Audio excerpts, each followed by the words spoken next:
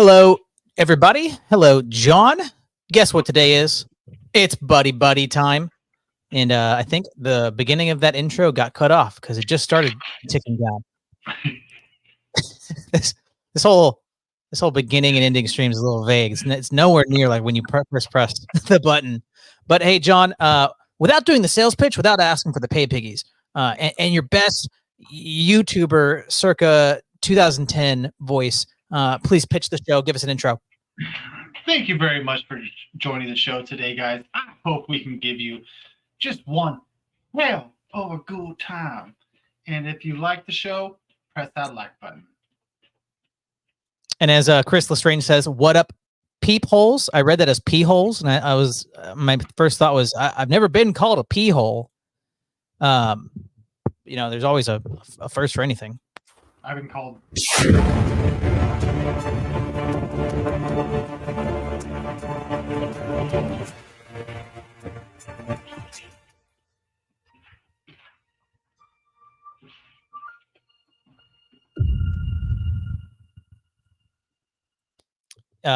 Nadim, you said Mike is not good. Both work, Chris says. Are you talking about John? We were trying to fix his earlier. His was peaking really bad. I'm convinced that he's got like the wrong. I think that your webcam or something is the input and your mic is not actually capturing audio. That's my guess. Is this better? I don't know. I really it sounds like you're getting picked up over here or something. That's my guess. But it's really easy for the inputs and stuff to get all switched around. John's mic is super low. Oh, okay, weird. In my ears earlier, he was so loud that it was destroying my eardrums. Okay. Let me turn him up on here. Let me try this. Is this better, Nadim? Since you're the master of the show. It's true. I mean, it is Nadim's stream usually, isn't it? Yeah. Isn't it? No peepholes or pee holes. Well, all right. Interesting start of the show already. Hey, John, let's do a little bit of a blast to the past here. Let's all go right back to the time vortex we all got sucked into just a handful of years ago. You seen that? Okay, cool. Do it.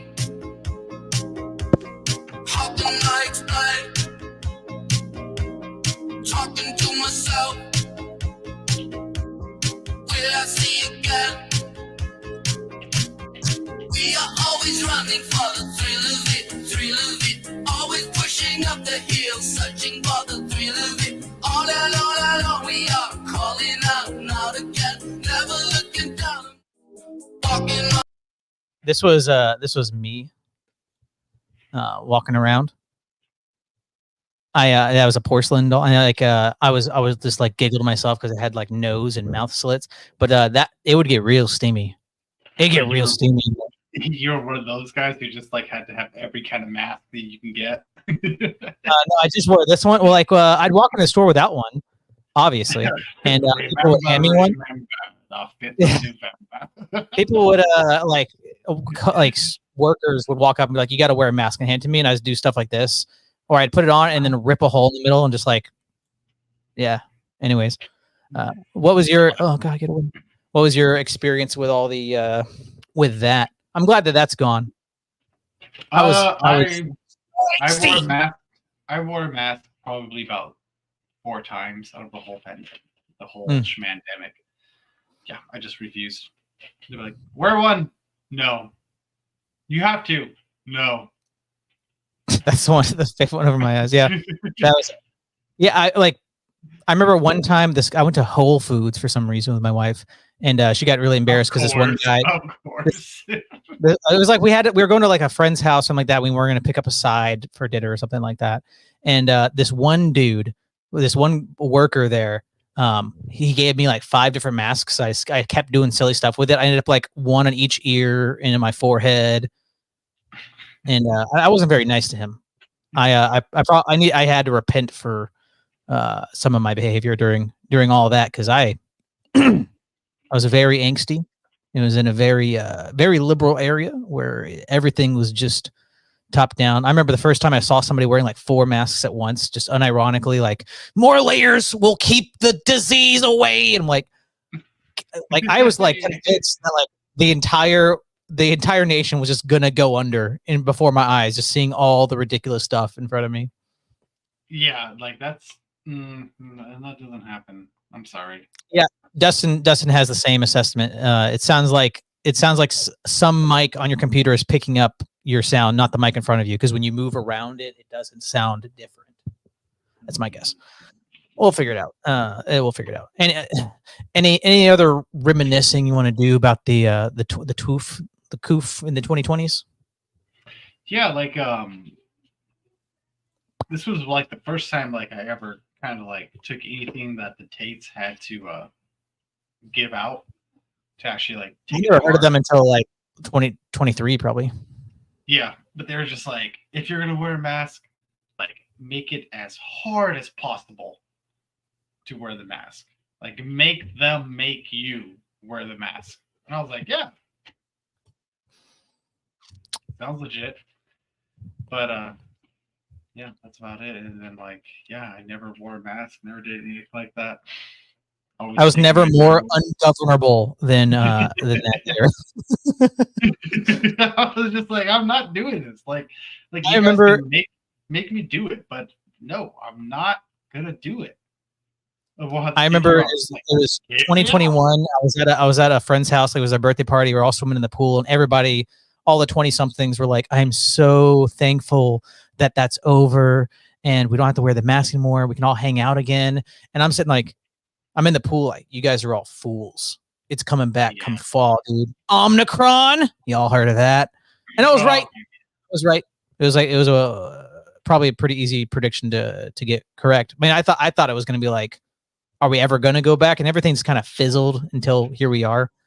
But one prediction at that time I was making as well with when the election was stolen, when it was fortified, that I was convinced that give it 6 months, a year, Kamala would become the president because they would do something to Biden, just say he's unfit, or he would go bye-bye or retire or fall down the stairs, which he did. But I thought it was going to be a little more catastrophic. I was really convinced that they were going to do the coup way earlier than they did. Oh, did you hear about what's his name? Matt Gaetz. He just came out and he was talking about how there are I think the DHO or DOJ, or I can't remember who it was. The Department of Justice?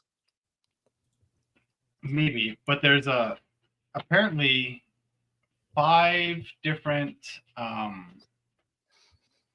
terrorist groups here in America that are trying to assassinate Trump right now. Oh, wow. So like the CIA, the FBI, who else would that be?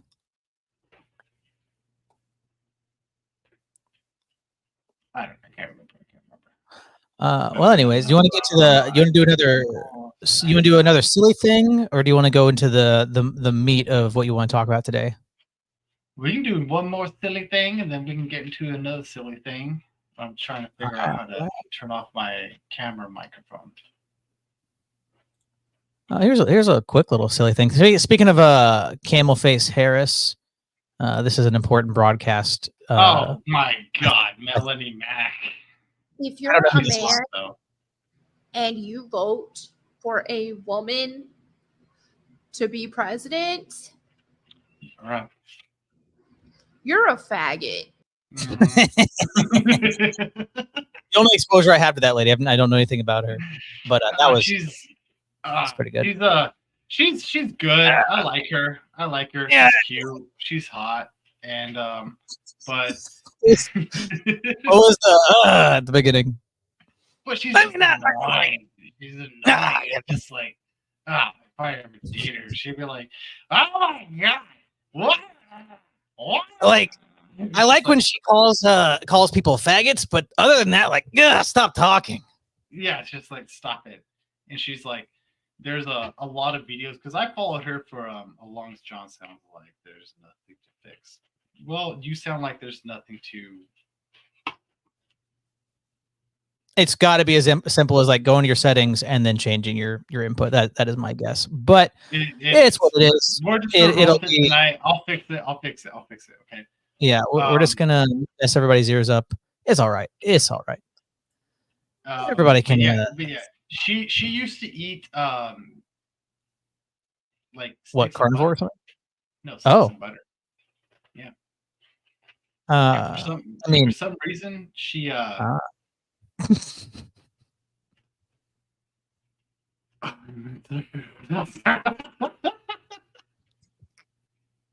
she's beautiful and perfect. Every girl is a queen. I like a goth girl. Okay, so. All right, so you wanted to talk about the Tim Pool and Andrew Wilson conversation about the existence of rights. Yeah, let's get into that. Let's go. Rights as a United States citizen. These are really just constructions of the mind. There's no such thing as an actual right. It doesn't exist outside of some axiomatic kind of philosophical principled belief, right? I have the axiom that I have inalienable rights, and so therefore I have this. Disagree. Okay, and we can get into that in a second. But to finish my point, okay, based on this, we kind of suspend them all the time and then kind of pretend like we don't. We let cops be judge, jury, and executioner in many moments and kind of excuse them from it. If there's something which is going on that's in such a state of emergency, we'll suspend the constitutional rights of people in a moment's notice. We'll send the Japanese to internment camps. We will do all of those things because we've done it. We'll suspend your constitutional rights in a second if we think we need to, which, by the way, that would be my argument for how no rights aren't real anyway. But we will, and we just kind of excuse it. But there's a correction here. Government enshrined protections are not real. Rights that we, as we know them, are just things that we recognize as things of value to us. So for instance, I usually define it as simply, you have a right to speak freely. If you're in the middle of the woods and you're buck naked, you can say whatever you want. You have a right to keep and bear arms. Pick up a stick, sharpen it, pointy stick, you can defend yourself. No one's going to stop you. The question is, when you get into conflict with someone else, where is that line drawn? So the reality is, rights are recognized as things that we can and must do to survive and maximize. I think rights are force, and I think that You think rights are force? Government rights are What do you mean rights are You're force? talking about government No, protection. I'm talking about period. I'll explain what I mean. A right to. You have any thoughts on that so far? Yeah, like and I didn't really come to this conclusion until watching a lot of you Ortho Bros, all that stuff, and it started to make just absolute total sense. Yeah, like we don't have rights. Like where do rights even come from? Right. I mean, like you have the classical Enlightenment American explanation that they are inalienable rights given by God. Right. That's the Declaration of Independence in the Constitution. That's where people point to with rights. But do those things actually exist? Andrew's argument is that they're assumed, that they're axioms. They're just something that you say that you have, but you can't really point to them. And we'll get into the later with Tim Pool struggles. He's like, I don't even know what they are. I can't say what they are. Are you really questioning them? It's like, if you can't even like talk about it coherently, why are you objecting? He kind of insults Andrew a little bit. He kind of throws some snarky catty comments out because he's kind of cornered. Andrew got John to the dark side. Yes, Nadeem. But yeah, it's wild because like when you think about it, like I've had this conversation with many Christians, and they're just always like, "Yeah, you know, all of our rights are inherited by God." I'm like, and then now I'm just like, where does he say that? Right. It's not biblical, or even like the things that people point to biblically. Yeah, like the biblical rights, like, oh, you have the right to self-defense, or you have the right to life. It's like, no, life's a gift. Right. That's the whole reason why we are against abortion. It's not because you have the right to live, you have the gift. You have the right to your body, so therefore you have the right to take the life of your unborn child. Yeah, and Andrew gets into the definition of rights, and I don't think him and Tim Pool really agree. Well, I mean, we'll see. But how would you, especially in your understanding, especially when you bought into rights, how would you have described rights? What were they? Could you answer that question, unlike how Tim Pool couldn't answer the question of what is a right? Well, before I would have answered the question, like, we have these inherent rights and blah, blah, blah, blah, blah, all this stuff. But now it's just like, no, they're just going to be privilege absent duties. Yeah. Yep. It's something that you have. It doesn't require anything of you. And it's only there because a force from top down is bestowing it upon you, right? Yeah. And if you have no duty to uphold it, then it's only going to lead to decadency and degeneracy. It's don't need to know. It's cool that you're here, dude. This was something that like it was 2020 where that really. Is this a black pill for me? No, it's a bitter white pill. It's a bitter white pill because I remember I had these same. I was going down this line of thought like 4 years ago, like when it was like February 2020, and they were saying that they were going to restrict people from gathering. And I was like, that's against the Constitution. We have the right to assembly. You can't do that. You can't do that. And that got me to start questioning. And I was also looking to orthodoxy at the same time. So this was my axiomatic belief in rights was stripped from me at that time. So I've been in this headspace for a bit longer.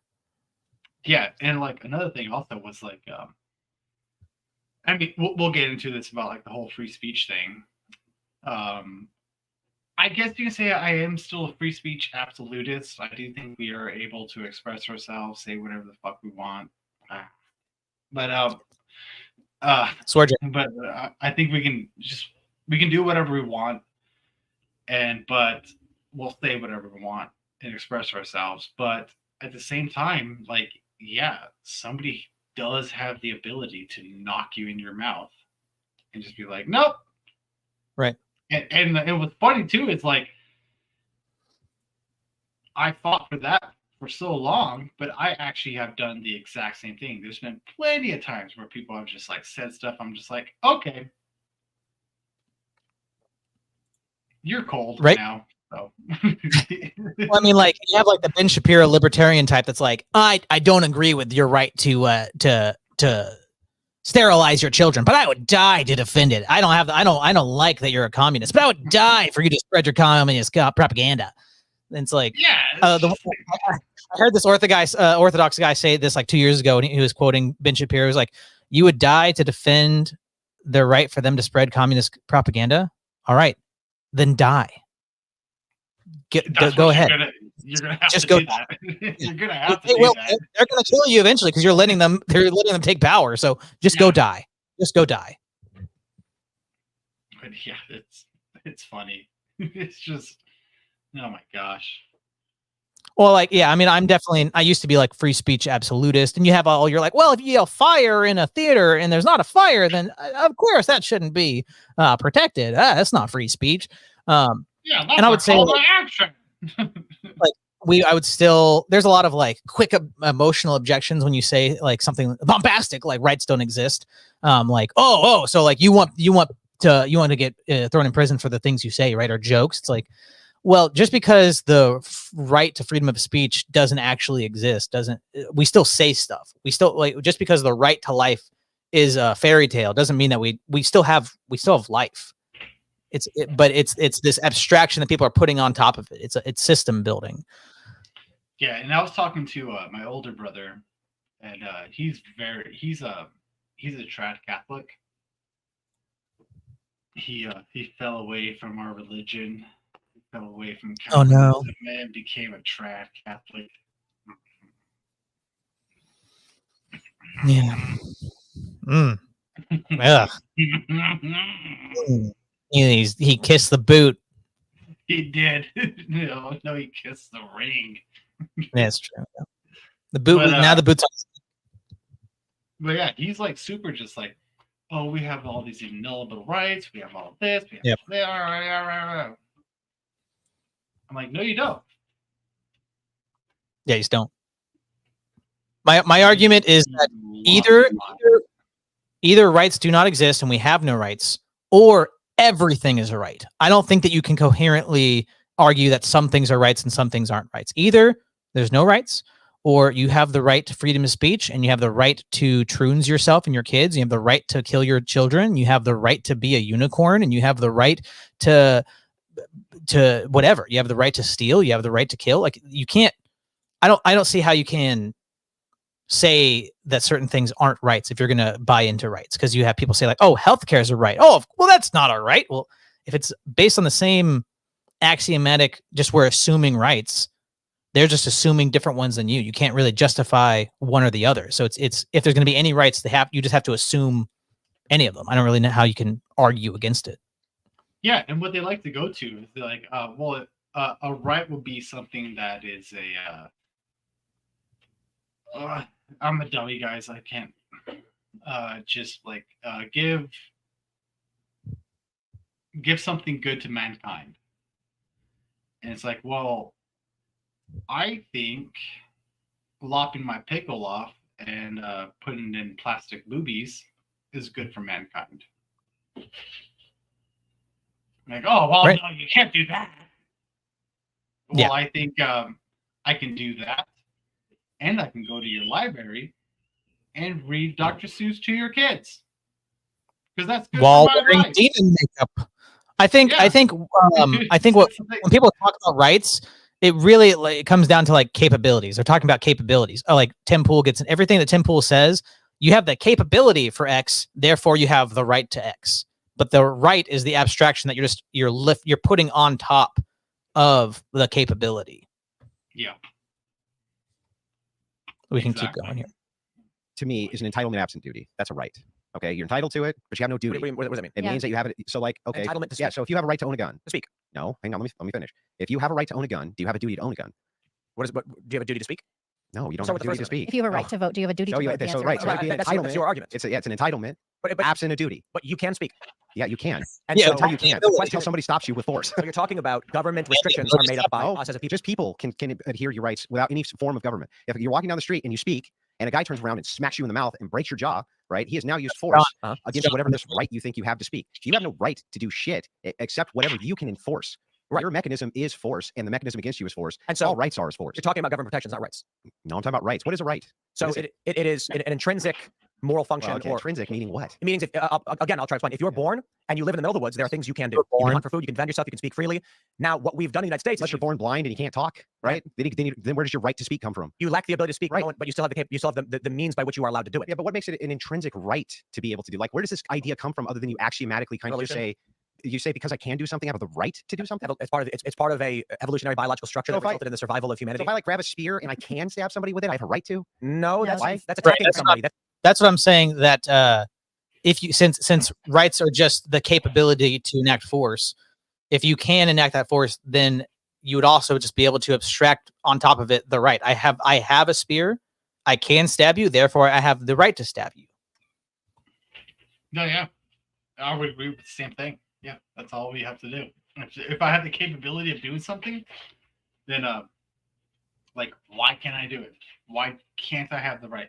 And which obviously proves everything right now that's going on. If I have the ability to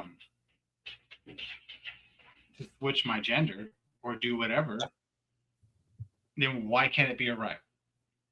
Right. That's why, like the conservatives that try to argue against the liberals, and like Jim Bob points this out all the time, like the libertarian, I would look at the conservatives and the liberals. They're still within a liberal tradition. They have the same foundations. They disagree on certain things. They have different preferences, but their tools can easily be worked against them when they're critiquing the people they would call liberals. So those foundations are unquestioned. They can't really make a good argument against the liberals and the troons and all of that because they have the same foundations. And I think I don't have the clip pulled up, but did you see the thing about Charlie Kirk? He was debating with like a bunch of lefties or whatever. I saw a little bit of that.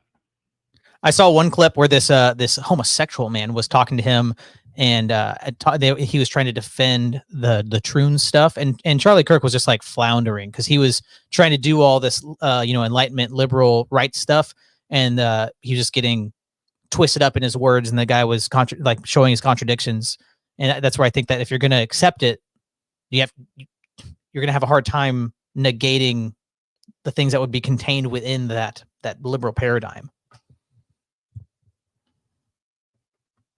You just cut out. You cut out. I can't unmute you. There you go.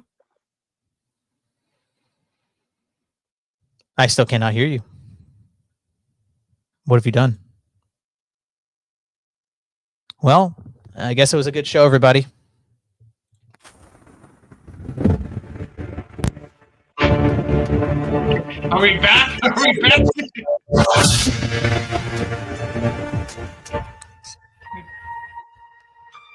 Oh, we're so back, dude.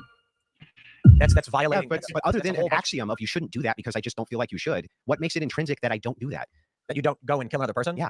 So the way I view rights would be things that, and feel again, there's a debate over what rights are. Yeah, let's start with that. What are they?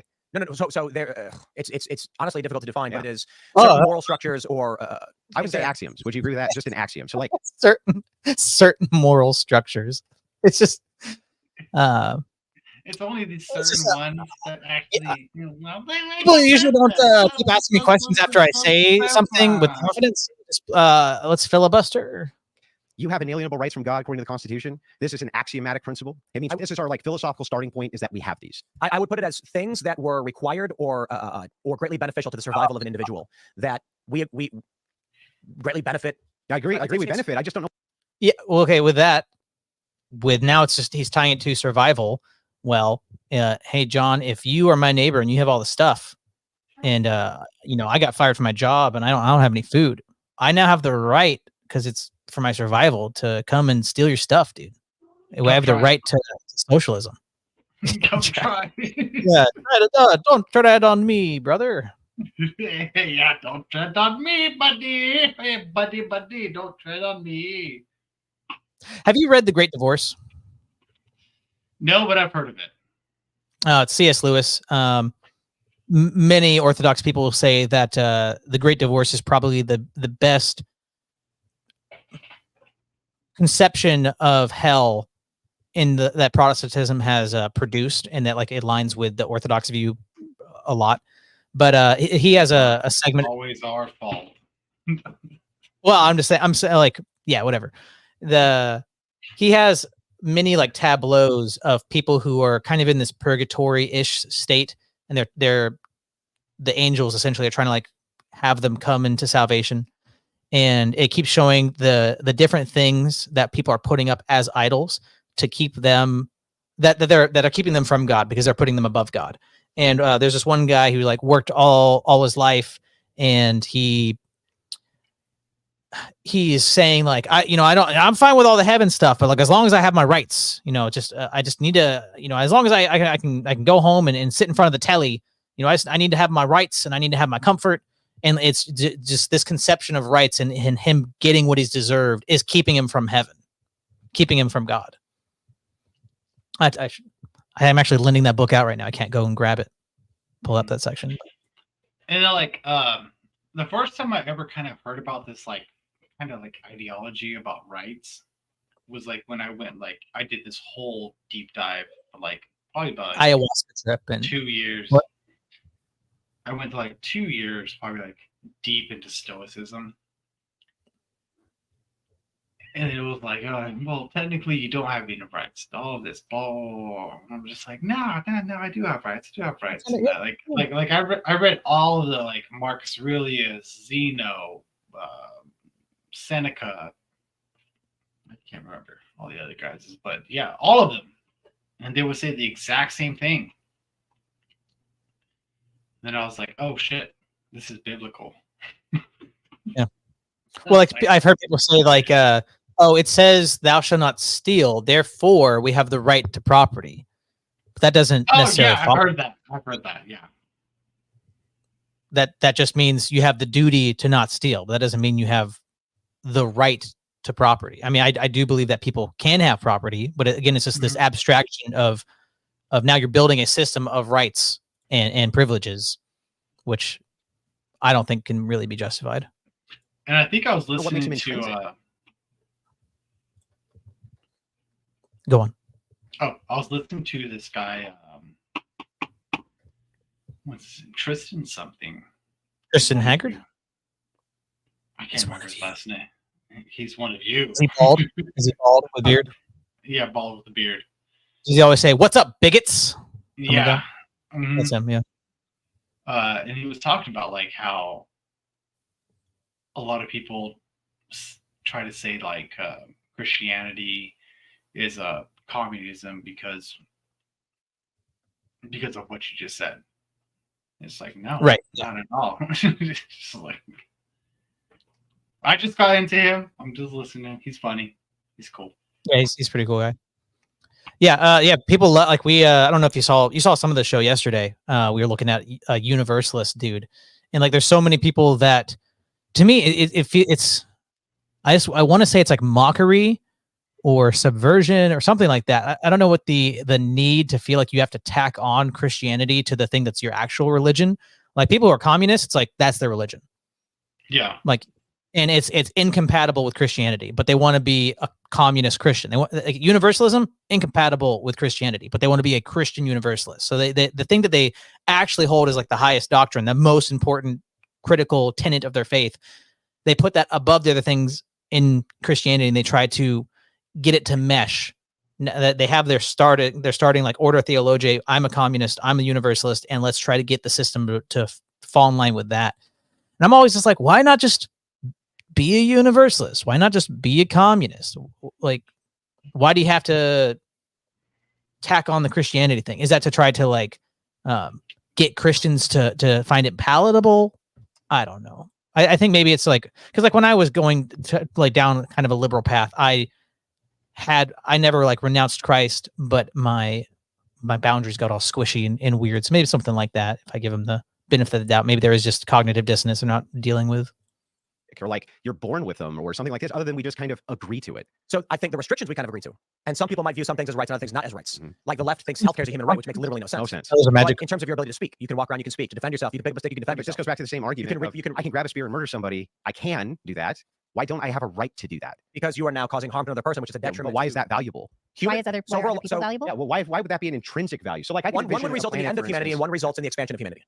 Well, no, both can result in the expansion of humanity. Right, but absolutely not. You're completely wrong. No, I'm completely right. You are wrong. Self-defense can result in expansion of humanity if you're using destruction for the purpose of ending something that is destructive. But if you are wantonly going around murdering people, you're actively reducing and harming humanity. Well, okay, but that doesn't mean it doesn't expand humanity by harming people. There's so the argument of self-defense is there are things that we believe we must be able to do for the betterment and survival of humanity. Yeah, but when I'm asking you this question, right, I'm asking the foundation from which you say I have the right to speak or write. We need to be able to in order to survive. Okay. One thing I did have to say right here. One thing I did have to say was that he was mad when Andrew was talking about like I can still have a prosperous life just by killing people. And then like later on in the show, I don't know if you watched the whole show. I watched the whole show. But that's Timcast. No, I just saw this clip. Yeah, but later on they went and talked about like about warfare, like the whole when the bagels put the little C4 inside the there was C4 inside everything. The government is not going to just like press a button and make your lithium ion battery just blow up. It's not that. No. Oh, you're talking about the pagers in the Deemland? Yeah, in the Deemland. Yeah, they intercepted them. And they put C4, they put 2 ounces of C4 inside all of them and a remote detonator, and then boom, everything happened. But they were arguing about like casualties of like civilians and all that stuff. And they're like, well, if casualties of war happens, it happens. Right. And they're just like, and then even Tim Pool was like, yeah. Sometimes you have to kill civilians in order to win the war. Yeah, sometimes you have to take their right to life away, huh? But you can't take their rights away. But no, you can't just get a spear and just go out and just. No, yeah, no, hey, yeah, you can't do that. You're violating the right to, defend themselves and right to life. And again, like he ties it to evolution and to survival, but then like if that's your criteria for what is and is not a right, and again, like you have the question of how are rights protected, and it just ends up being force anyways. But why is speech is not needed for survival? Assembly is not needed for survival. So many of the voting is not needed for survival. None of these things are tied to living or dying. I mean, you could say in one way they are, like if we vote to kill people, well, that's tied to their survival, or whatever. You could try to say something like that, but yeah, it's not a good argument, now, is it? It's not very good. I can stay quiet my whole life, even with the ability to speak, and still survive. That's called do you have the right to a vow of silence? I don't know. Because you need to do something. So I'm not sure how that means you have a right to it, though. Okay, so speech is not Like you have just to saying eat. words. You have Speech a right to eat. Yes, 100%. Really? You have a right to do that? Why would you Yes, not you don't have a right to own So if food, I but you have a right to eat, otherwise you'll die. Yeah. I don't understand. Do you have a right to breathe? What about breathing? These are good questions. Right? Again, I don't think you understand. We're talking about intrinsic Yo, behavior. I have a question. Did that you watched the whole thing? Did that lady add like a single ounce of? Did she contribute to the conversation in any way? No, I think she was just like, I have to speak. It's my right. It's my right. What about breathing? Yeah, what about breathing? What about breathing? What if I just like, do you have the right not to breathe? Right. Well, I mean, especially if he ties it, he kind of like back and forth. He's like, he looks at it.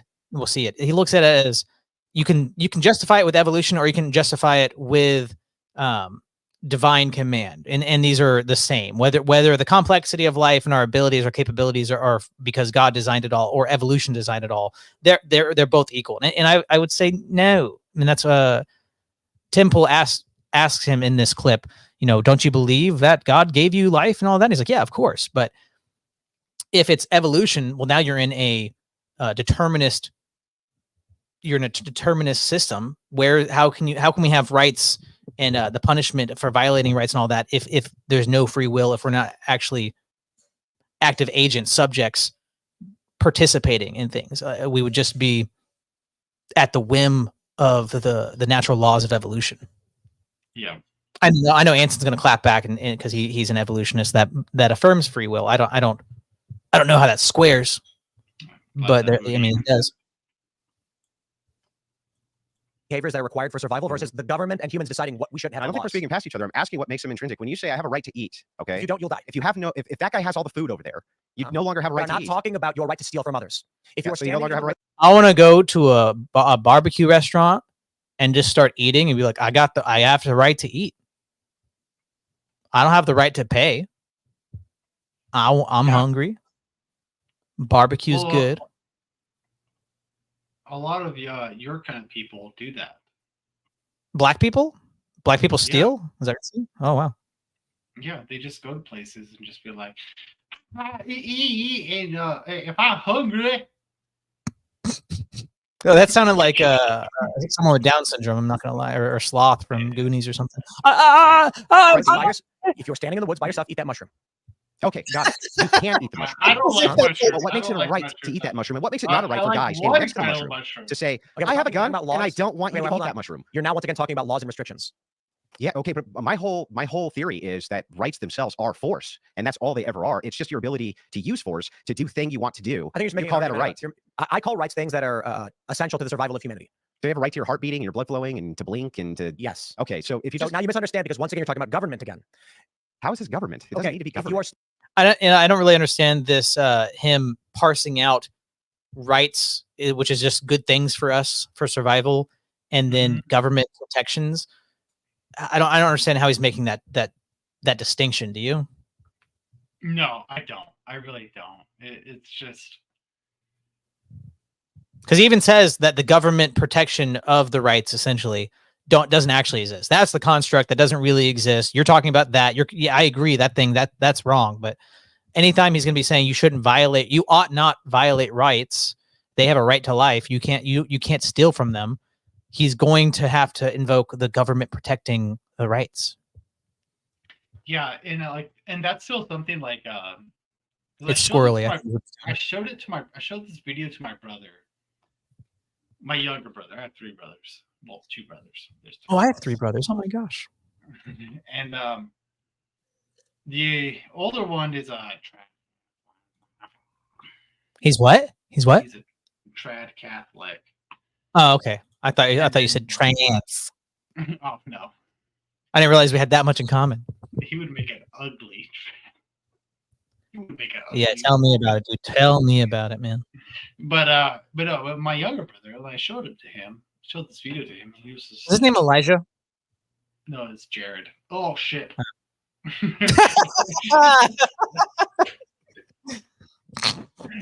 I probably shouldn't have said that. Everyone say hey, Jared, in the chat. Hey, what's up, Jared? Go on. Sorry, what was you and Jared's conversation about? Well, we were talking about it, and he was just like, "This makes sense," but I don't know where Tim Pool's getting at this point right here. Like, what does it even mean? Yeah, I think he's just doing this. I think it's a tired thing to say that you're just doing semantics, but I think that's really what he's doing. Whenever Andrew is tying him down on a contradiction of rights, he goes, "Oh, that's not rights. You're talking about government protections," and then he's going back and forth to not have to actually handle the objection. Yeah. Standing in the middle of the woods and your heart is beating, your heart has a right to beat. If your heart fails and you die, you die. If you're making an argument that someone should or should not be allowed to do something. Hey, it's natural to die. Do I have the right to die? It's natural for a heart to have a heart attack and kill me. Does that mean, I'm roboting? Am I roboting? Yes. Am I roboting?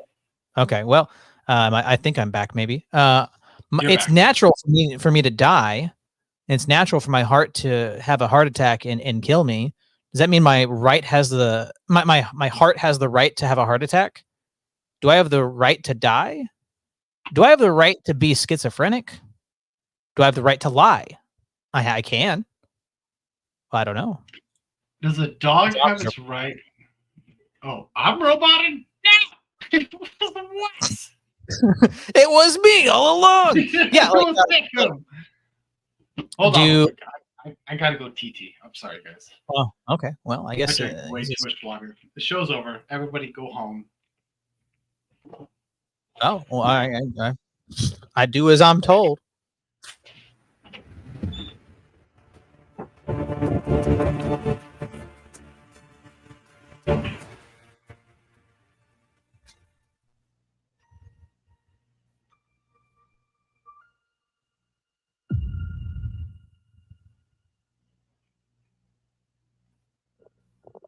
I'm just kidding. Show's not over.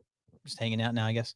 Well, I mean, what do you guys think? I think it's easy for me to logic this out and like talk to myself when it's like just me listening to these podcasts or whatever and like pointing out contradictions. But whenever I'm on the spot here, like being recorded or whatever, it's definitely feels different trying to go through the logic when I'm being recorded and there's people watching. I feel like maybe it's like less confidence or whatever. I feel like I'm pausing. Wait a minute. Was what I'm saying making sense? Well, I'm also trying to be entertaining and funny, and I'm glad I have Anson here to tell me that I'm not funny. Keep me in my place. That's always a good thing. Thank you. And Moldy's here. He was here earlier. It's really good for Moldy to just whatever the character attacks he wants to do on me. That always keeps me in line. Well, you're not the first one to point out. Not the first one. So Anson's saying you've been confusing free will with rights this whole segment. Me? I don't think that I think free will exists, but I don't think rights exist. I think rights are made up. Let's before we move on, John's back, and I want to go over Dustin's comment earlier. He said a right is the government claiming to impose restrictions on itself to the point that when that line is crossed, you have the potential for litigation and lawsuit. So if they restrict your right to assemble, you can sue the government. Correct? The difference in my definition is entitlement absent duty seems to extend socially, and my definition is simply pointing to legislation only. Yeah, I would say that actually might be a tighter definition of what people are talking about when they say rights, because it is always just the government, the United States government is saying that God is giving you these rights, but it's actually the government giving you these rights and saying that they're not going to do these things to you, but they do it all the time. They violate the hippus corpus. Is that how you say those weird Latin words or whatever? Whatever. I mean, hippus coitus. Oh, man, I've been saying it wrong this whole time. I will reform. That's a legalistic argument for rights. It isn't. Welcome to the Reformation. Philosophical epistemology. You're talking about Dustin's. Well, I would say that the only way you could have rights is to just assume them. Then that's what the government does. It says that it gives you them, but it doesn't you don't actually have them. It's just saying that it does, or they're assuming it. People are saying Tim Pool. Yeah, Tim Pool kind of sucks. He used to be really based like back in the day, but then like with the Wall Street stuff. Streak, yeah, but like once he got on this whole Civil War streak, it was just like, all right. Yeah, I'm asking about the like, do rights exist outside of just us saying that they do? Do they actually have an ontological status? That's what you're saying. Yeah. Do rights exist outside of my mind? Do rights exist outside of the government saying that I have them? If not, they don't exist. If they do, then we should be able to start to parse that out and try, and it should make sense. How do you know what you know? How do you know what you know are rights isn't determined by the legal way rights exist in the governments? I don't know if he's talking to me or somebody else. How do you know what you know? So an epistemology question. How do you know what you know are rights isn't determined by the legal way rights exist in the government? Well, yeah, I would say if rights have any ontological status, it's just within the framework of a government bestowing them upon you, that saying that like Dustin said, that it's not going to do these certain things to you. It's not going to keep you from doing. I wish did I do it? I saw it. No, go back. Got to pull this clip up one more time. The government's not going to police your speech and keep you from saying really based things such as this. If you're a man and you vote for a woman to be president, I hate the way she talks. You're a faggot.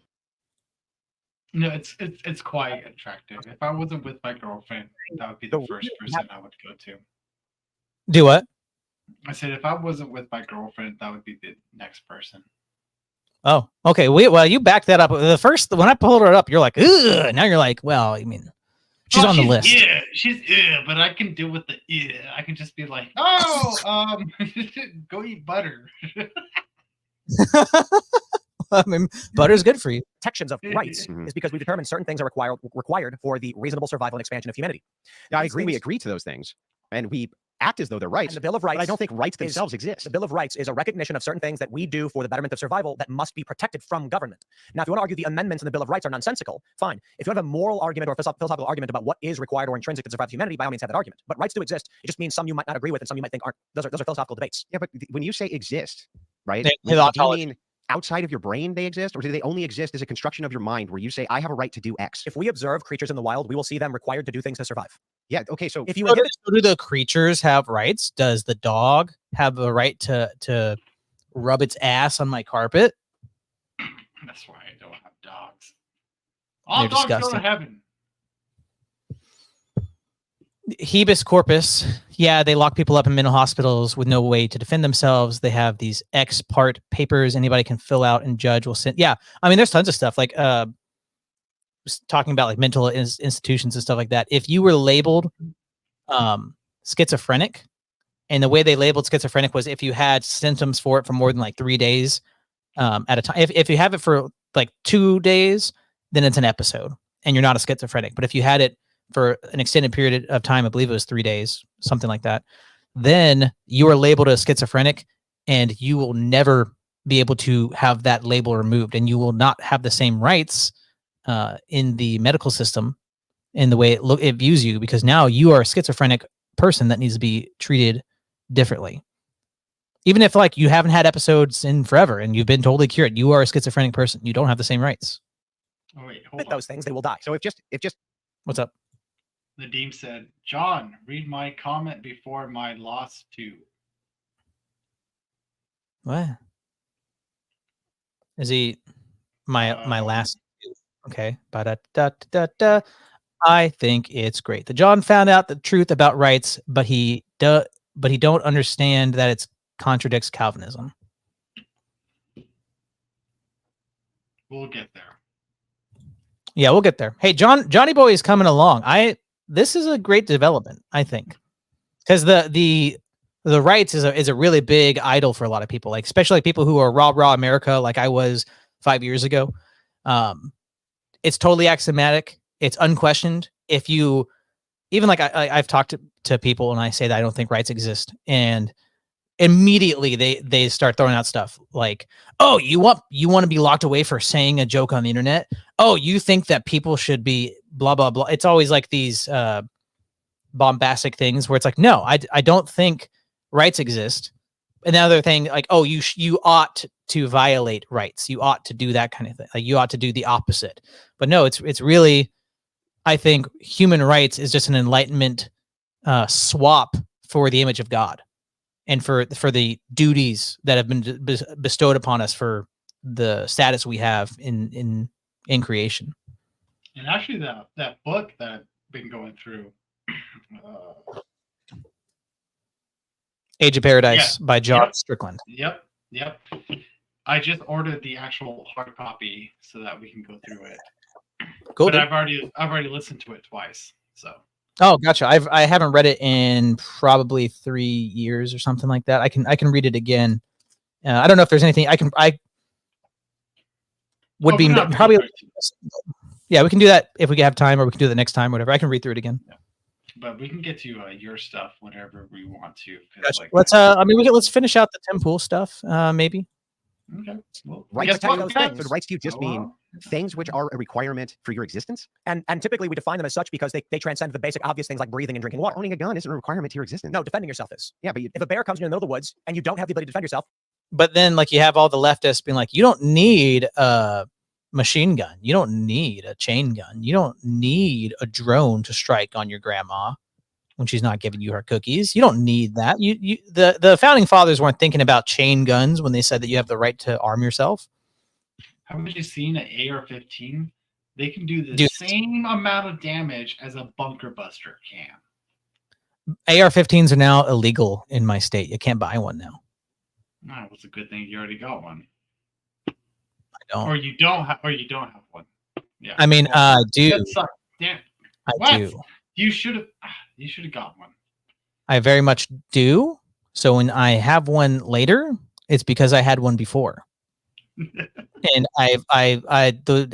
if anybody contradicts me, there was a boating accident. You cease to exist and humans cease to exist. So humans do defend themselves. Then as human society, we decided this should be protected. Otherwise humans will cease to exist. Yeah, but why? Okay, but this makes no sense, right? So if all right is to you, Tim, is thing X, which is necessary for the survival of a man, in this case, blinking and breathing and eating and, pooping and whatever, you have the right to poop shall not be under, because you have a right to do that because it's like something you need to do to be alive. Right, but you can't poop on someone's floor. Why couldn't you extend that to literally everything? You need healthcare to survive. Yeah, see, you need right to survive. You need a house to survive. You need everything to survive. I think we should move on, but I think the challenge is, I don't know if you're unwilling to understand or what.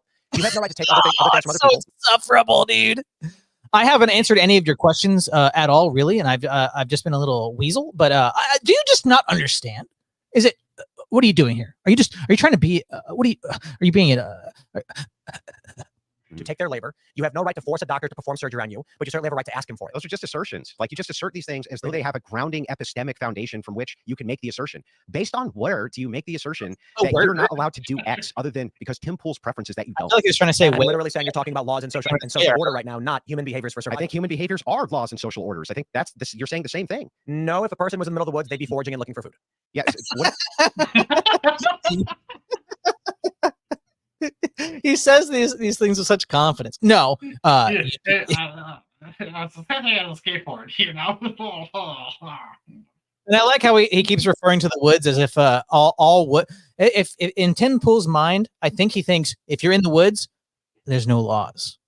You can go to the woods because there's no laws. Hey, Tim, you probably got some woods nearby, a couple miles away.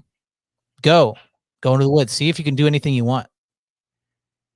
Why not just burn the whole forest down? Just burn it down. I have the right to burn the forest down, dude. Yeah, I don't like it. You know what? Yesterday was the harvest moon,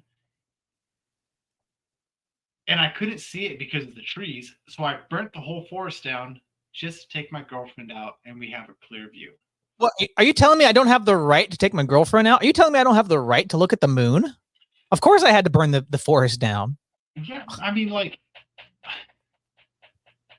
have you ever been to the forest? Have anybody ever seen a tree? Yeah, I can pick up a right. I can pick up a rock, so I have the right to pick up a rock. That should be enshrined in the Constitution. It's capability is right. That's what it is. What does that have to do with what I just said? You're talking about human government can and can't do. I'm talking about what humans need to do to survive. Yeah, okay. Well, humans also have to have other humans around to survive. And so this is communication is essential. The right to defend yourself is essential. The right to secure your possessions is essential. These things, without them, humans cease to function properly. And then you get the Soviet bloc, you get starvation, you get genocide. Oh, okay. If I need, yeah, well, they like to go to like the extremes. It's like the, you know, oh, you don't believe in rights? What? You really want Hitler to come to power? You really like you love communism, communist bloc? Oh, okay. Well, then why don't we just send everybody to the gulag? Well, the what did he say? Survive. Yeah, okay. Well, humans also have to have other humans around to survive. And so this is okay, yeah. That's probably where I said I had the thought. I think Andrew actually just said it, and I felt like I had the thought. It was an inception moment, but yeah, if everything that I need to have a functional, well, you know, Tim Harris or whatever his name is, is that what his name is? What is his name? Tim Harris. Sam Harris. Tim. I don't know. It doesn't matter to me. Doesn't matter. Doesn't matter. I have the right. I have the right to call him the wrong name, dude, because I can. If Tim Harris says, I think I need friends to function as for my well-being. I have the right to have friends. I have the right to assembly, right? Which got taken away for quite a bit during it just a couple years ago. Is communication is essential. The right to defend yourself is essential. The right to secure your possessions is essential. These things, without them, humans cease to function properly, and then you get the Soviet bloc, you get starvation, you get genocides, and this is a detriment to. It's a function of our belief system in the United States that we have natural rights. I mean, I agree with that. I agree with that. I agree with that. That in the United States we agree that we have them. I think you can not say sure that everyone, we do. I think that you can say that everyone has these rights, and it's a function of whether or not their government allows the rights to be recognized. That's the contention. can't say I think everybody has these rights. Yeah, can you imagine like her husband, or I don't know if she has a husband. She's probably not married, dude. Yeah, but if she did, okay, like he's like, I think we should just get eggs and ham for dinner tonight. Also, do you think that we shouldn't have eggs and ham for dinner? But that's a preference thing. Blah, blah, blah, blah, blah. It's just like, oh my gosh.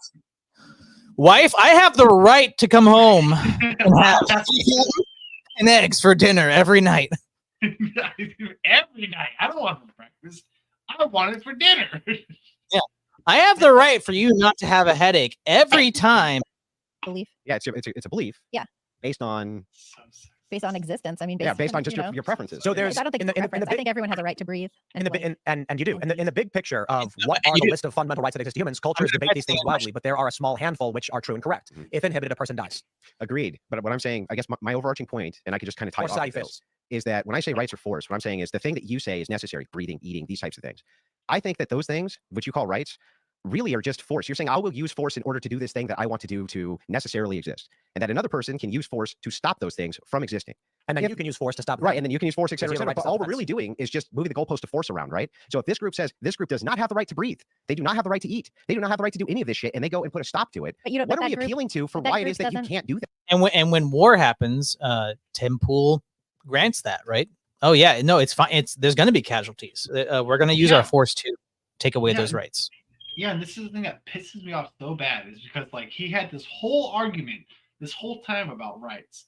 But if you watch the whole episode, he was like, when they started talking about the exploding pagers, he's like, yeah, you know, everybody is subjugated to warfare. You know, it's men and women at home that are making the bombs, that are making the ammunition, that are assembling the rifles, that are assembling the magazines. Somebody has to do that.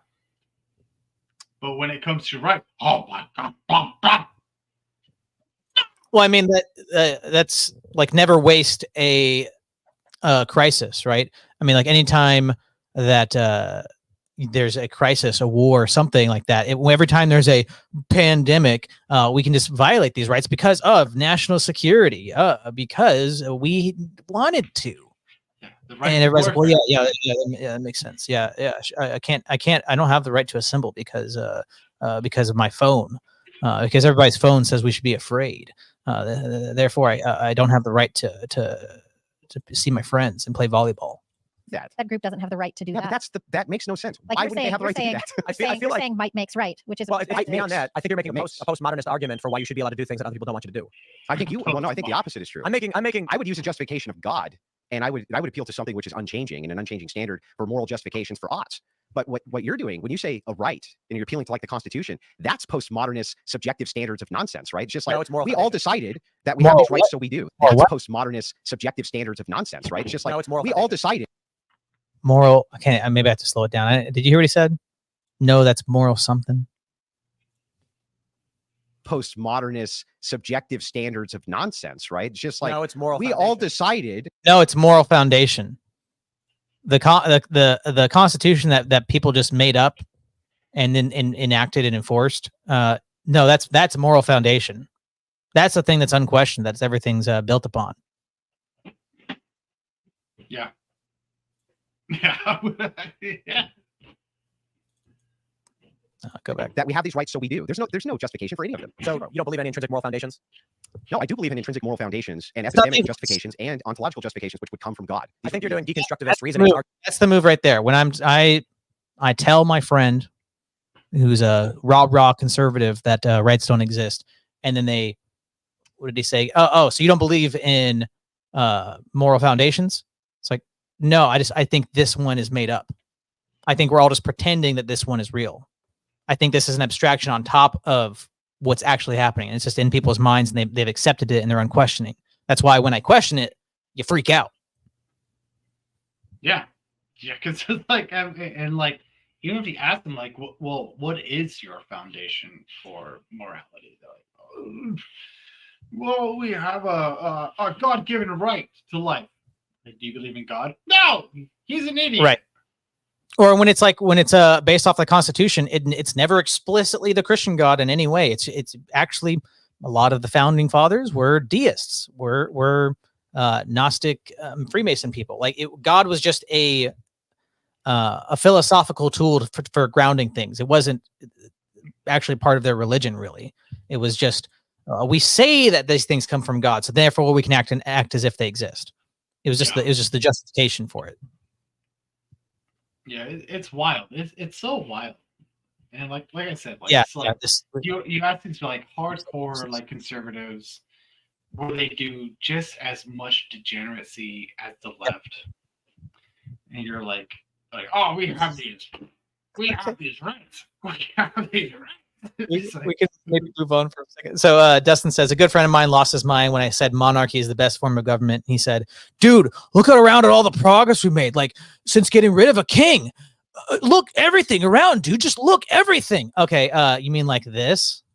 Not only does dyeing my hair make me feel empowered, it helps affirm my gender identity too. These people put some terrible hormone disruption. I don't want to see your face. I just want to see the thing at the beginning. On to dye your armpit hair. If you haven't, now you can. This Pride Month, Billy is hosting a complimentary That means free hair affirmation station at Happy Place Studio in New York City, where you can get your body hair styled and dyed. For me, expressing myself through my hair is such an important part of feeling confident in my appearance as a queer person. Not only does dye look everything, dude. Look at everything that we've accomplished since getting rid of a king, dude. Everything, dude. Dude, and like, I hate to be mean to people, but like, yeah.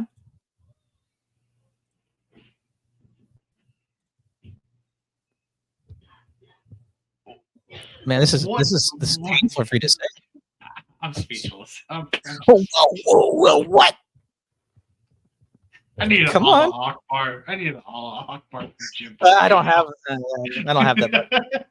I'll ask him somebody. I need to get on a Discord and ask him for that.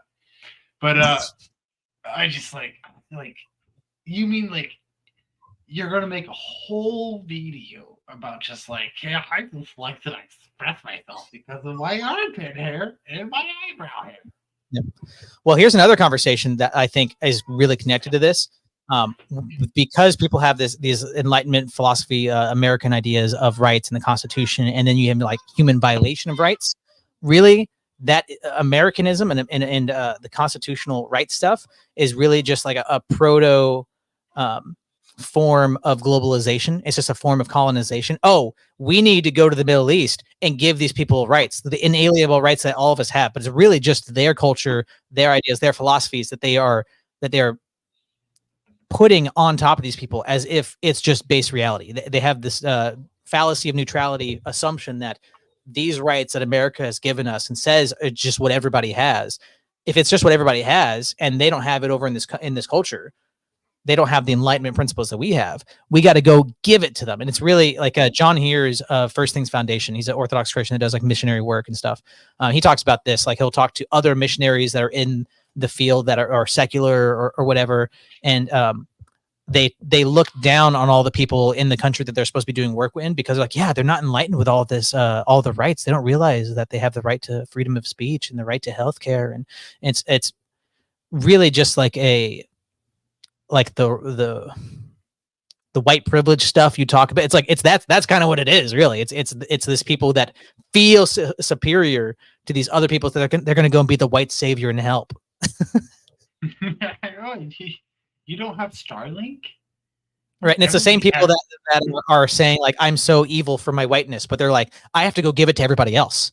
They're sick because they're sick because they don't have the thing that's disgusting about me. Well, you can do that with like any other like category of people. Like it will take even like the Skittles. Like, oh, I'm so enlightened, so therefore I should tell you how good it is. Right. I am the savior. To do X. Yeah, like it's just so good. Like you're just I'm finally living as my true self. Yeah, like you're with your wife. Like, how long have you been married? 5 years? Oh yeah. God. And you never had a man before? Like never? You're talking about like polyamory stuff? Well, anything. You can just like whatever you want. But, I believe they call that progress. Yeah.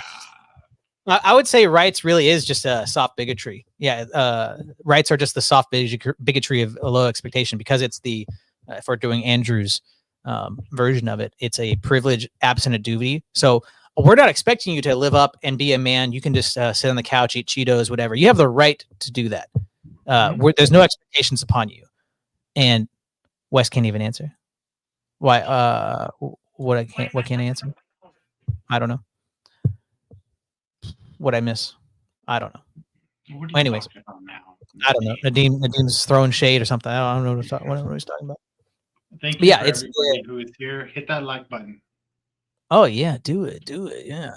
Any day now we'll be getting the monetization where people can do super chats and become members and stuff. So I'll have to figure out what little badges to put in front of everybody and some emojis and all that. That'll be fun. But yeah, what do you think about that? Like the juxtaposition between rights and duties. Like duties is like, hey, you're made in the image of God. If you have a capacity to do certain things, you have the duty to do that and to serve. That's what being a good man is. And the rights are, these things are just bestowed upon you. There's no expectation. You can vote. You don't have to vote. You can say whatever you want. You don't have to say anything you want. It's low expectations, right?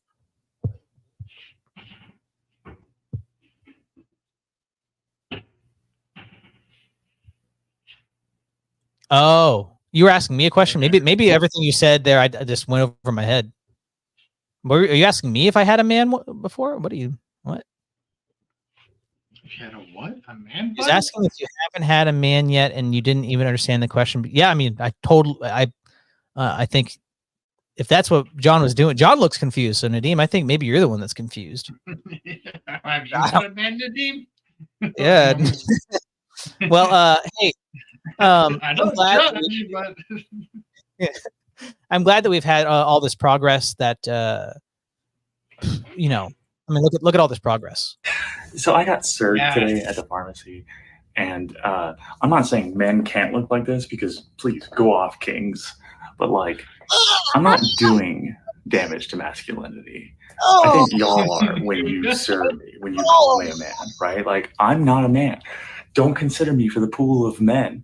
And maybe the people who are like, oh, masculinity is in decline. Well, stop thinking I'm doing anything with it. I'm not part of that equation. Count me out. So I got served. We will. We will count you out. You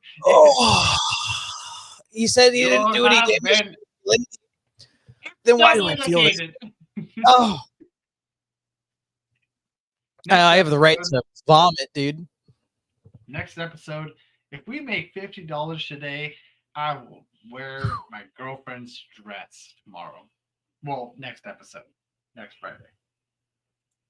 All right. Well, my phone's on the charger. If any mod here wants to put the Cash App into the chat, then I guess you can pay collectively $50 altogether to get Mondragon here to wear a dress.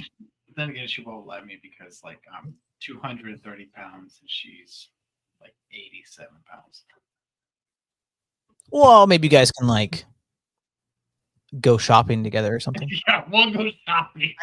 I'll have $50. You guys can go to Goodwill and find a $50 or less dress. We'll go to Marshall's. Oh, that made me physically ill, dude. And get a plus size dress. All right. This is one Protestant take I saw. Baby baptism is worse than gay marriage. Because marriage isn't an ordinance and baptism is, so perverting baptism is worse. I wouldn't say that. I imagine you don't baptize babies, but just no. that first statement. What is? Do you think baptizing babies is worse than gay marriage? No, it's like the same thing. Like I don't know if you saw that Snako thing where they were talking about like being gay is better than being a Christian thing, or something like that. Ironically, this Protestant is aligning with the Muslim there in his take, because doing the Christian thing is worse than homosexuality. Yeah, that's I don't know. I don't like it. I don't like it at all. I don't like it. That gives me the heebie-jeebies. Pin comment, Wes. Yeah, I'll do that. Here's another one I saw that was like mildly interesting. If you were born in the 90s or earlier, you have this freckle on your left arm. All right, everybody, look at your left arm. Oh wait, sorry, gotta press the button. Well, I've already seen it. Well, I don't have it. Do you have? You don't have it? No, I have freckle, one, but like it's on the wrong part. It's like on the outside of my forearm. Yeah, I've got one here. I've got a little constellation here. I've got one up there. People are saying this is because I've been watching a bunch of stuff about like orthodoxy. About like tattoo removal, on how like that's a actual controversial thing within like you guys. But if I ever became Orthodox, I think it will be unanimous that they would have me take my tattoos off. Well, I don't know what your tattoos are, but I got two naked ladies right here. Well, yeah. Well, maybe you could like put maybe you could buy that $50 dress and put it on them or something. But and then again, I need some more water. Oh my god. Yo, what's up? No, keep going. I'm gonna bring something up. Okay, gotcha. You do that. I'm just gonna say some Orthodox stuff or whatever. I mean, this is a pastoral thing. It has to deal with economia and akrivia. So, from my perspective and talking to my spiritual father, and again, it's a pastoral thing. So talk to your spiritual father, and there's room for nuance. It's not everything in Orthodoxy is black and white. I have a tattoo, and my spiritual father hasn't said I need to go remove it or whatever. I know on your back. No, it's right. It's like up here. It's on my chest and up to my shoulder. But I know priests that have tattoos. They have sleeves, so that they weren't told to remove them. So that's like an obedience thing to your spiritual father. So most spiritual fathers probably aren't going to be like, it's okay to go get tattoos. But I mean, again, that's an obedience thing with your spiritual father. I would say it's not a part of our tradition. It's not like the worst thing. It's not, from my perspective, getting a tattoo isn't the same as like cursing your father and poisoning the well or something like that, whatever. But I'd say a lot of tattoos have like pagan origin, kind of like cremation and stuff like that. But again, I think people can be a little too polemic. I know somebody who was adverse to becoming Orthodox, even though they were leaning that way because they wanted to get more tattoos and stuff like that. And I like that's the kind of pastoral thing where, to me, it's like, don't let this very, you could say, secondary thing prevent you from being in the spiritual hospital. Like I knew one guy, I've said this before, that he rejected orthodoxy because he's like, I smoke too much weed. I smoke weed every day. I'm never going to stop smoking weed. And if that says weed is bad, I don't care. Even though he'd been going to an Orthodox church for several months, he just decided that was the thing that was his God. Yeah, and excuse me. And I've already been thinking about getting rid of these forearm tattoos, because that's just not who I am anymore. It's I don't even know why I got tattoos of naked women on me, but that was a long time ago. Here it is. I got to share this with you, my friend, and you got to read this in the Jordan Peterson. All right. Well, you can hopefully do a whole lot better. Hopefully I'm dehydrated enough for Jordan Peterson. Did you see the Peterson clip we watched yesterday? He was so angry and he was so sad. He didn't even sound like himself. I'm sure he was just like on a benzo withdrawal. Probably. How do I copy this? Come on.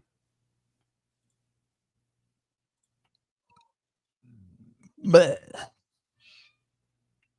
I don't know. Guess I'll just try to fill the air. I can do this one more time. Oh, there it is.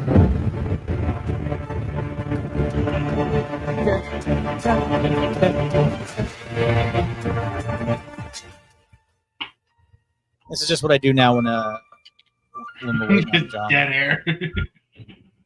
I can do another one. Hey, if you guys do or don't know Mano at Study of Stuff, he has this show. It's a network full of shows, kind of like a radio broadcast or like an old cable news network or whatever. It's not necessarily exactly news, but a bunch of people show up for 6 hours or so, and there's several shows all at once. You hop on whenever you can. It's a network playing shows, and it's called Bored No More. So go check out Mano at Study of Stuff. Tell him I sent you. What do we have over here? Steven Crowder. Oh, it's Steven Crowder. There's actually some good work that Steven Crowder did. But I agree. What Jordan it's just the funniest thing. And once I was like said it in my head in Jordan Peterson voice, it was just like, oh no. Okay. All right. Do you want me to just go ahead and say it, or should I watch the clip? Let's watch the clip first, and then so everyone gets the context. Convince the mayor to make it a mandate. Like New York City found out that you were having sex parties during COVID. Yeah, it would have been real bad. We went to some like underground dance party underneath a bank in Wall Street, and we were all rolling. We were all taking Molly, and everyone was high. And I was so happy because I hadn't done that in like a year and a half, like a year or whatever. And but I was looking around, being like, I wonder if he sees it. Because this was not his job for the city was to find some way to blow off steam every night. You guys thinking about because hotels didn't want people gathering there. Because I was like running the entire program of the city. My wife and I had one with our friends in August of that first summer. So we rented a hotel and it was fun. We all took Molly and just it was 8 or 9 of us and 10 of us in a room and everybody had a blast because everybody was so pent up because it had been everybody was just stuck together and stuff like that. Yeah, and sometimes it's not so much about Sometimes it's just something about bodies being close to each other, like just being like naked with friends. Like, it was like the summer of 2020. So like walk around the streets. That's what I do. Did you have like any dates in place? There wasn't any restrictions on gathering. Like you could actually gather people. The hotels didn't want it as parties, but they weren't gonna like. Yeah, we talked about this. Yeah, it's so funny. It's like this because I did all this like deviant, like sexual stuff while I was like on TV and all this stuff. This is people like, aren't you afraid? Aren't you embarrassed? Tarantino. And I was like, oh my gosh, actually, I'm like really like Tarantino. I love being my authentic self. So the way we do it in public health is we make it very uncomfortable to be unvaccinated. I don't expect the education to change your behavior. I'm just gonna make it really hard for you to do your job. You can't get a job. You can't go to a restaurant. Your kid can't go to school. It's like, okay, I'm just gonna get vaccinated. So was it Yeah, well, you don't tell them. kind of forcing people? Yeah, that's what you force people by making it really uncomfortable. Oh no, he's telling me things I knew. Yeah. Oh wow. I think I don't have a brain. All right, let me like do some damage here real quick. Go Hurt my throat a little bit. go put some sand in your mouth. Holy hopping God! Holy hopping God! This is what the people in Sodom and Gomorrah would have been like if they were breathtakingly stupid as they were, evil. There's my Morty, everybody. There it is. How much easier if I hear him first when I. And then he tags Steve. Holy hopping God! This is what the people in Sodom and Gomorrah would be like if they were as breathtakingly stupid as they were, evil. Something I don't know. You try. Yeah, Morty. Every time. Morty. Holy hopping God! Scoob! Holy hopping God, Scoob! Holy hopping God! This is what people in Sodom and Gomorrah would be like if they were like as breathtakingly stupid as they were, evil. It was by Steven Crowder released the other bombshell. Another bombshell. The middle part doesn't sound as much like he's writing differently than he talks. I feel like you have to add some more Petersonisms, like, oh hell, this is what the people in Sodom and Gomorrah would have been like. You got to put a couple stutters in there. It's just like it was like in Sodom and Gomorrah. And I think, yeah, you sound like Kermit. I think it would have helped me a lot if he had changed breathtakingly. Cause that like just a bloody. That's his typical thing. Oh, if they were as bloody stupid as you. Yeah. It was just so bloody stupid. And there's like people like there's the Peterson voice, but if you actually look back, there's at least 3 Peterson voices. There's like Peterson from a decade ago, who's much higher pitched, much more Canadian. There's the benzo addict Peterson, who's sounds much more. He's much darker and depressed, and he honestly sounds much more American. And then you have like the newer Peterson, who's lost. He's nowhere near as high pitched and like this. He's just gone. Ontological reality of Cain and Abel. Yeah, Peterson's just gone right now. He doesn't know. He's always been kind of weird. Dude. Yeah. Like what Jonathan Pajot, right? Yeah. Like the first thing Pajot said to Peterson right when they met. No. He went up to Peterson like in person. He was like, so because he had been doing all this psychological analysis of Genesis, and he's like, Mr. Peterson, you're trying to bring Christianity back. He's like, oh well, no, I hope that I can help people see that there's something to some of these stories, So he doesn't. It's not bringing Christianity back. It's not serving Christ. It's just trying to use his intellect to wrap his mind around the meaning of this, and the Bible and Christianity is just a way for him to system build. Yeah, even my dad and I, we like talk about Jordan Peterson sometimes, and he has a real hard problem with grasping the idea that Jordan Peterson is actually a Christian. Yeah, I don't think he is. No, I mean, like, he's like, I'm not gonna judge him. Maybe but like,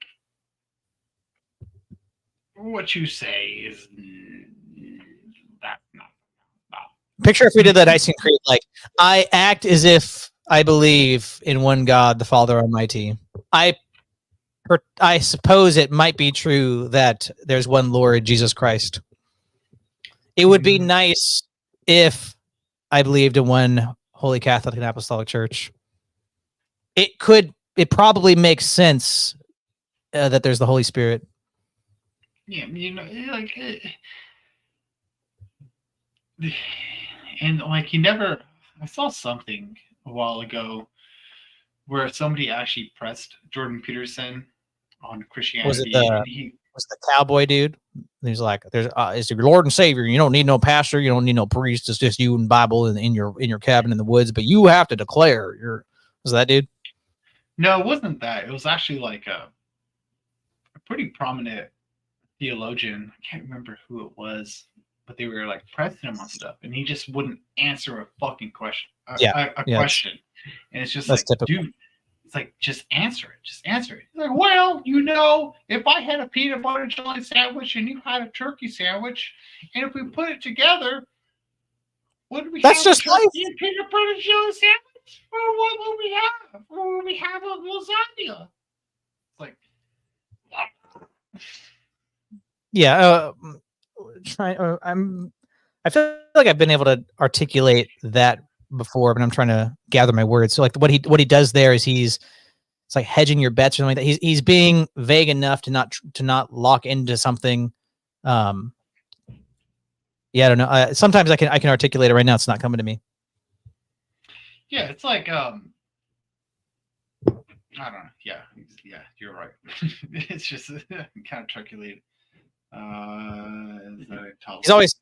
He's calculating. He's not really telling you like what he really thinks a lot of the times. And I think maybe there's some truth that he's really wrestling with stuff, and maybe he will come to a place of faith. But like Father Turbo says, that when you see Jordan Peterson crying, like, what if it's true that Christ really is? Like, what would that mean in our lives? And we'd have to act that, like, when he cries about that, it's not tears of repentance. It's tears of frustration because he wants to be the master over this intellectual system, be able to understand it fully and be able to be the master of it. And he feels like he's grasping and it's out of his reach and he can't be bigger than God. So these tears of frustration. That's Father Turbo's take of it. Yeah, and I don't mean it to sound stupid or anything like that, but it just kind of comes down to like I know a lot of these like huge intellectuals, they can't do it, or at least from what I've seen, a lot of them can't.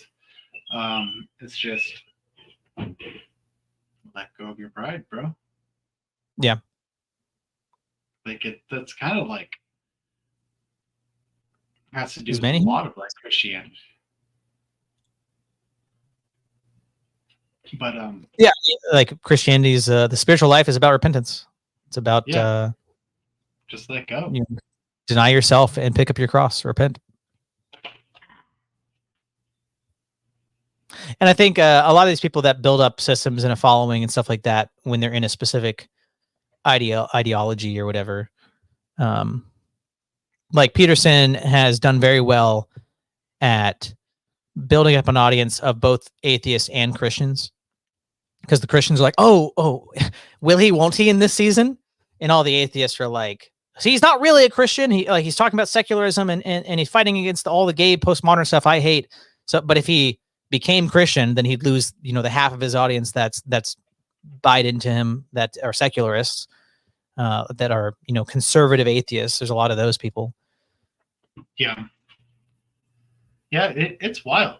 Like another thing, like I was thinking about like the other day, and it kind of made me think about Jordan Peterson a little bit, was the idea of purpose when old JB had that episode on purpose, and he went through like a lot about stuff, and it's like I struggled a long time in my life, like trying to re-identify my purpose, and then I figured out I couldn't do that. Because like my whole life pretty much has been basically like just sports, become this. Right. Oh, dude, you were the jock in the Breakfast Club, dude. Yeah, and then once that ended, once I got injured, and then they're like, "Oh yeah, sports are no longer in your it's no longer there. It's you better get over it." Yeah, I've known a lot of people like that where they baseball's their life and then they get injured and it's like, who am I? Yeah, exactly. Like I was done. The only thing that was there for me was alcohol and women. And that was it. And I went years and years and years just pursuing that. And it wasn't until like I actually like humbled myself and came back to Christ. It was just like, I mean, what you sound like you basically had it all. Like, maybe not money or something, but like, I mean, Andrew, according to the Andrew Tate, like you had it all, dude. You're living according to old Roosh V, like you had it, dude. well, yeah, I mean, like, you know, I went college ball, played D1 college ball, you know, it was like on the path. I had scouts looking at me, I had everything. And then it's like just one injury, one game, 2.5 seconds. It's all gone. And you're just like, what am I now? What's the purpose of me now? It's just, and like I feel like sometimes a lot of these like intellectual people just can't comprehend that. It's like all you have to do is glorify God and just whatever you do. Right. It comes down to that. Like that's that has to be your ultimate purpose in life. Like, I mean, there's tons of decisions we have to make, especially as like, you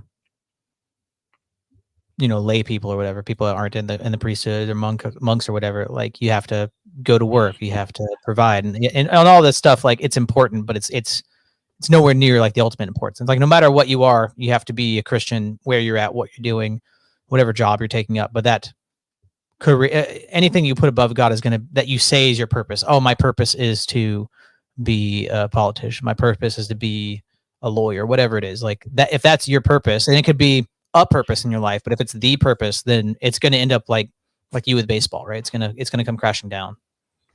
No, yeah, and exactly. That was my purpose. That was the purpose for me to do. And I learned quickly. The hard way. They can't. I learned quickly. Trying to fill a God-sized hole. It's just not possible. You can't do it. That's right. All right, let's end it with something real based here. Κοιτάξτε. Υπηριστικά αγάλματα. Φοβερή κατάσταση. Τα σατανιασμένα αγάλματα πέφτει. Κοιτάξτε. Disrespect your surroundings. Dude, so based. I love it. That reminds me of like when ISIS was like tearing down those the Samaritan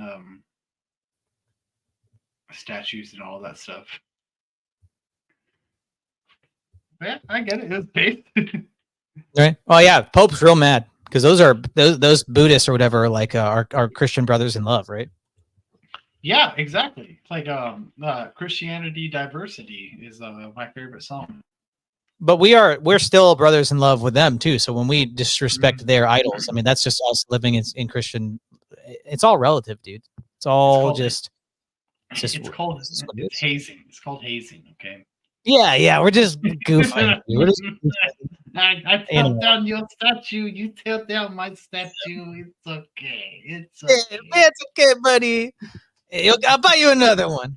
I mean, that's why I don't do a lot of scalping because I just think, oh yeah, I mean, there's gonna put more money into that industry buying this gay stuff or whatever.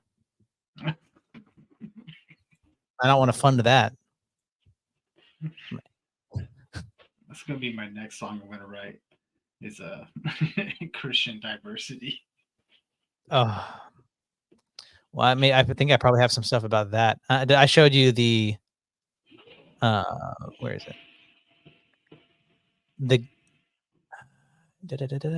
Come on, where's my clips? Oh, well, we could do this one. History. Actually, I haven't watched this, but here we go. This dude. LGBTQ Christians have existed since the beginning of Christian history. This might come as a surprise to you, since many Christians claim that LGBTQ relationships are a modern invention. But LGBTQ people have existed since the beginning of history. And that means that LGBTQ Christians have existed since the beginning of Christian history. Early Christian martyrs, Sergius and Bacchus, are perhaps two of the first gay Christians whose story needs to be shared, because Sergius and Bacchus walked so that Bob and Larry could run. LGBTQ Christians. Okay. Well, now I know. Do not ruin my childhood with the Veggie Tales. Now I'm getting so much imagery. Like, oh, look what the shape of Larry's body is. I never put it together. And Bob's over here just looking like a plump Alexandria Ocasio-Cortez. But well, that guy, I actually have apparently that dude. I actually have a. This is the 100% legitimate. I'm not even joking. This is that dude's pastor. Where'd it go, dude? I totally had it. Where'd it go? Oh, here it is. Cool. Sorry, everybody, for all of the degen stuff today. Oh, what? That's him?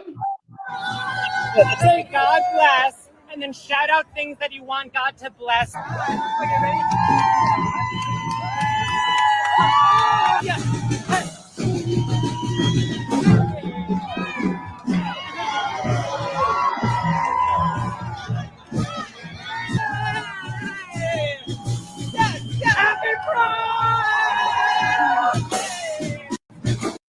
And again, I just have to ask, why the facade? Why pretend to be a Christian? Why not just be like the Platonic phallus is my God? Why do you have to pretend that you're a Christian? Yeah, just be a full-on devil. Like, I'd accept that more than just. Yeah, I'm sorry, Nadim. I put you through that twice. Well, yeah, I mean, obviously it's mockery. It's trying to subvert, because they hate Christianity. So if they can subvert it by saying this is Christianity, that's how they try to destroy it. I actually saw this and I wanted to show it to. Yeah, it's mockery. It's all that is. I wanted to show this to Nadim yesterday, but I saved it and I'm glad I saw it, so I reminded myself of it. But I wanted to show you this as soon as I saw it. Nadim, I'm more special than you. It's true, Nadim. You got to come up with the name of a show, and we have to do it weekly for you to get these kind of clips. Oh, I love this. I love this one. Did you see it? Oh, I was hoping you hadn't seen it. What is something weird about conservatives? There is almost a cultish vibe, I feel. The way they operate within themselves, they refuse to listen to outside people, they're refusing to learn, essentially. I think that is a large part of it. What is something weird about conservatives? You wearing your little pasties? Oh, is that a dude? I get the.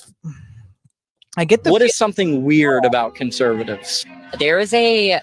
I get like lesbian jaw line, puffy lesbian jaw is what I'm getting. These things are like what my girlfriend wears when she like has to put on like a fancy dress. Like those are just little pasties for your boobies. No, they're just like little like if you have like a fancy dress and you can't wear a bra with it, you just put these things on. What is he doing? There's like cries of help and projection and all that, and that is one of the starkest examples I've ever seen. Oh. She's not nearly as funny. I wasn't gonna come, and then we needed this in this culture. Yeah, it's rough out here. My stomach hurts, dude. And I love the way he started out with like, what is weird? What is weird about conservatives?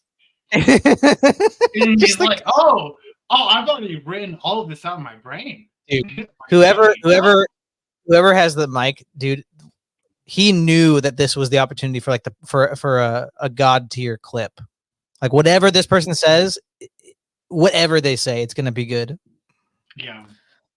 Oh, it's almost a cultish vibe. I feel. I don't think you should have the right to. Almost. I don't think you should have the right to mutilate yourself. No. I don't You think should be stopped. Yeah.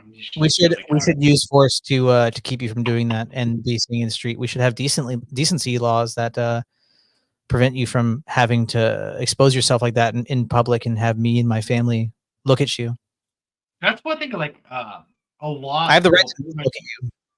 Pretty much like 99.99% of my conservative friends are like, you know, like, I hate these gays. I hate these people. But I die for their right. But I mean, you know, whatever they do, you know, you have the right to do it. It's fine. It's fine. Yeah, I think that we can all. Just don't put it in my kids' face. Yeah. It's like, what if we just say no to everything? Yeah, it's silly. Just be against degeneracy. Just be against the things that are destroying this nation. It's like, what if I just say no? You're not allowed to do that. Do you think that this person could possibly have their own best interests at heart? That they are making decisions that are good for themselves and the people around them? There's no way this person knows how to live a good life. Like, let's just look at them. Feel the way they operate within themselves. They refuse to listen to outside people. You know, they're refusing to learn, essentially. They're like drug addicts, okay? So like drug addicts, they want to like intake all these drugs, or like alcoholics or people like this. They want to take everything in. They want to drink as much as they can. They want to smoke as much as they can. They want to just pump up as much as they can. They want to jab themselves as much as they can. But when someone's like, hey, you know, you probably shouldn't do that. Well, I wouldn't be doing this if you didn't tell me that I needed to do this. Yeah. I look like this because you. Because like you. You made me do this. Really? Yeah. The reason why I'm doing this is because you exist. Oh. Well, if I end myself, would you stop? No. Oh, so it's not because of me? It is always because of you. Oh. So you're delusional. This has like nothing to do with what we're talking about, like at all. But I love this clip, and I just want to play it just because I want to. Welcome to the Easter egg. You found it. Congratulations. I hope we've made it difficult for you. Basically, this is no exception to the previous Easter eggs. Yet another comic piece of genius. Basically, this is an interview with Dominic Monaghan and myself. He interviews me. I could not see him on the day, therefore I didn't necessarily know it was him because I was doing the interview via satellite. I was in New York City while the cast was actually in Berlin. And so I couldn't see him, but he could see me. They had a monitor in Berlin that allowed the interviewers to actually see me sitting in New York. Okay, yeah, okay. He's did this. It's a prank. Yeah, it's actually incredibly funny. So Hans Jensen set it up. All right, Vinny Johnson. Yep. Okay. Thank you. Is that Charlie from Lost? It is. Yeah. Welcome. Willkommen to Kino das Bang Bang Boom Boom 1970. No. Okay. Let's get to let's stop all the introduction stuff. I just want to get to the funny. Mr. Hans. Mr. Jensen. Mr. Jensen. Mr. Jensen. Sorry. Hello. You having a nice day?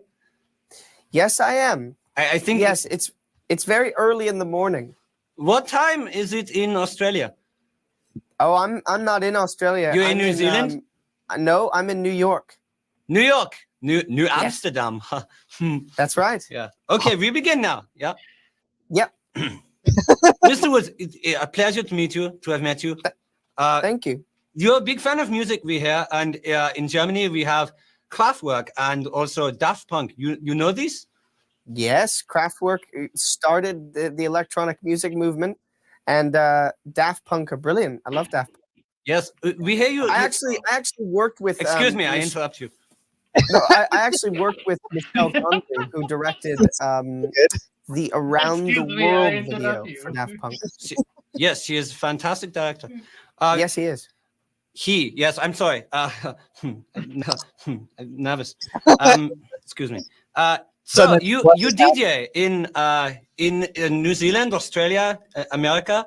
You enjoy? You enjoy Yeah. music. You're a very big fan of music. We hear over in Germany. Yes, I love music. I have done a bit of DJing. I wouldn't. I think DJ purists would probably hate me because I only DJ with CDs. I don't know if anybody can hate you, Mr. Woods, with your eyes and your American voice. Thank you. But I haven't really graduated to vinyl yet. But yeah, I've done a fair bit of DJing. Do you good fun. scratch? No. You mix music. Yes, I mix music live. Yes. So Frodo, on page 720 of The Lord of the Rings, there is a quote from Frodo. He says, "In a world filled with mirth and magic, you lose time in yourself." You agree with this comment? I will repeat it for you. Please. In a world, you can hear me. You can hear me. Yes. Yes. Yep. In a world filled with mirth and magic, you lose time in yourself. You agree with this statement from Frodo? You lose time within yourself. Yeah, that's interesting. Yeah.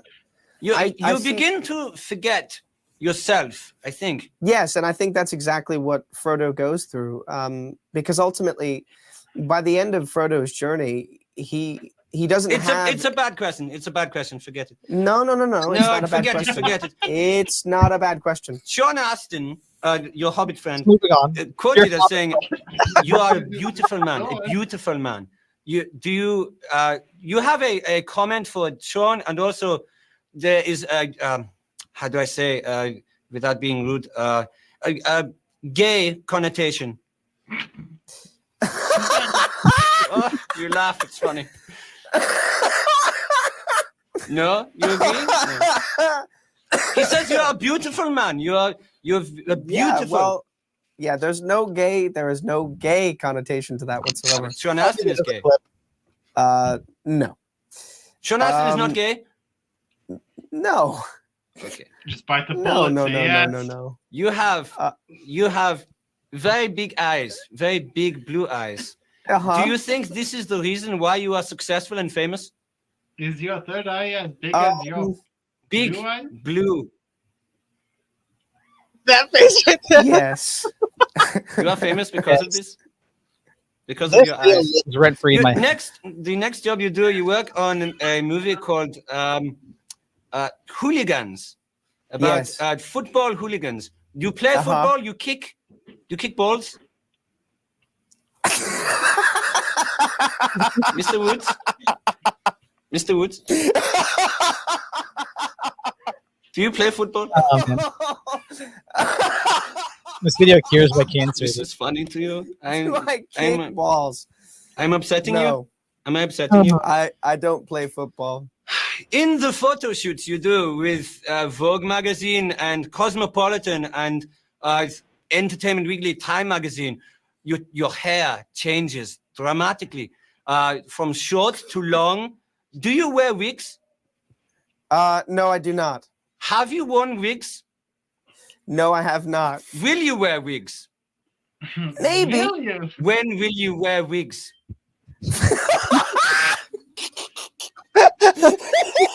Mr. Woods, I will ask you, coming to the end of my... I must close soon, but... yes, you must close soon. I hear you collect sex toys. No. No, you do not collect toys? All right, this has to be... Mr. Woods. Mr. Woods, you have sex with a German woman called Franka Potente. She is famous German actress, and you drop her. You finish relationship with her. Why? Why? It didn't work out, unfortunately. How long was she your wife? Like 4 times during this episode. She was never my wife. You were engaged to her, though. No. You have baby? No. I hear she has small child, Philippa. Flipper is her name. Oh no. You make a movie called Flipper. Very famous movie. The dolphin is dead. Did you know this? Yes. No, I did not know that. That's terrible. Died in a car accident. Elijah, I must finish now, but I must tell you now that it is Dom Monaghan talking to you. Brilliant. How are you, mate? How are you? Thank you for watching that with me, you guys. I guess I man, gotta watch Harry Potter now. If I'm ever feeling, what the hell did you just say to me? Well, I'll watch Harry Potter. I'm sorry. I'll go watch it. Okay, yeah, I saw Lord of the Rings. I saw it.